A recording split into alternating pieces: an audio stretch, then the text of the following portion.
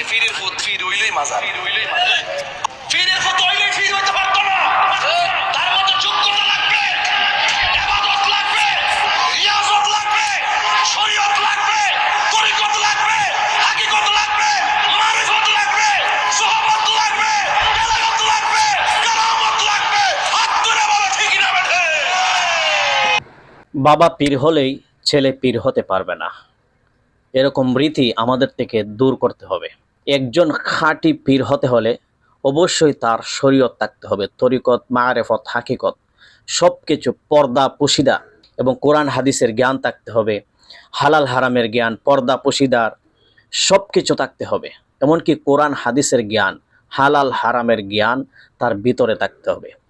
এ কথাটাই আল্লামা তাহেরি হুজুর বুঝিয়েছেন যে আমাদের দেশে যে পীরতন্ত্র দিন দিন বেড়ে গিয়েছে, বাবা পীর হলেই ছেলে পীর হয়ে যায়, এরকম ঘটনা, এরকম রীতি আমাদের দেশে দিন দিন বেড়ে যাচ্ছে, ঘরে ঘরে পীর বেড়ে যাচ্ছে। তাহেরি হুজুরের এই বক্তব্যকে সম্মতি জানিয়ে আজকের ভিডিওটি এখানে শেষ করলাম।